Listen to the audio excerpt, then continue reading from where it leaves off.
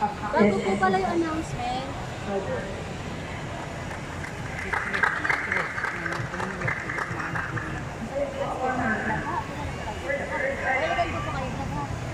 Ano po, after po na,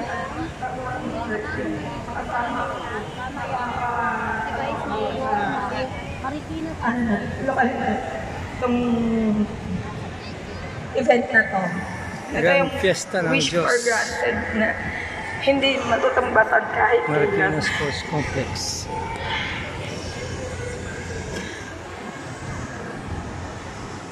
Salamat po sa Diyos. Sis Keisha, paano po kaya makakatulong po hindi po ng mga kapatid po sa inyo? Kaway, kaway.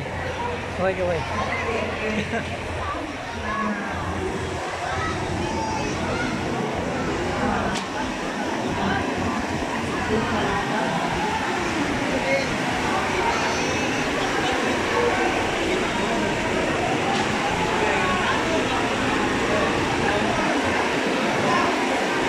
MCGI Free Store.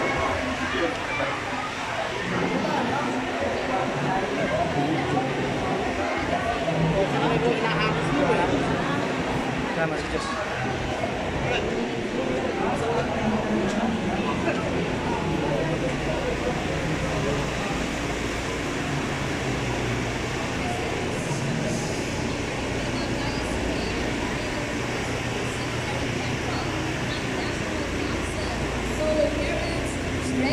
Kay Guzman. Maraming po salamat po.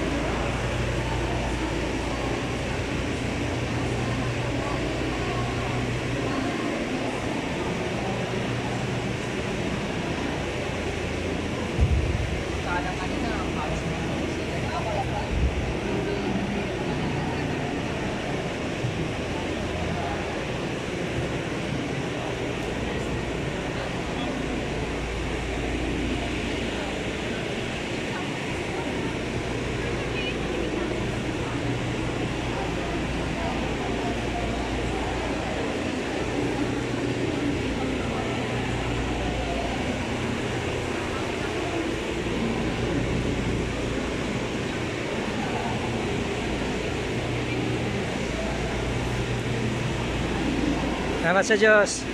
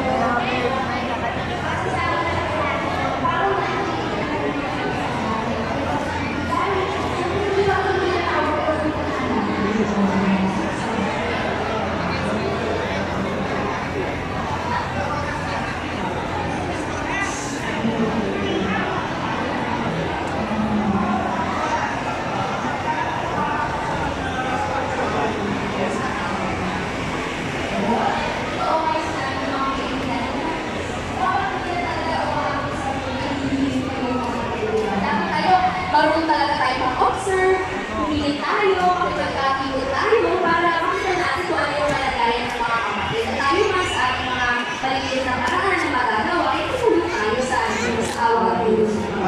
Kasama si Yana.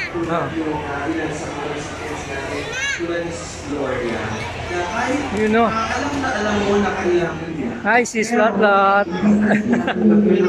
Bro. Gusto na ibigay mo na sa ibang kapatid dahil siya rin siguro na o-observe niya at pinapractice niya yung pagtitingin sa gitna ng mga magkakapatid. Gusto niya unahin pa rin yung iba kahit yung alam naman niya na kailangan din niya. Bakit talaga hindi pababayaan? Una niya ako kasi yung very selfless. Yun yung pag-ibig na tinutulong sa atin ng Diyos, di ba? Na alam mo kailangan na kailangan niya, pero hindi po. Yung mga may sakit, yung unahin na. Kaya talagang sobrang halaga ng pagkakatingin kasi doon tayo nagkakatinginan, doon natin nakikita yung kalagayan ng bawat isa sa atin. Summer! Summer!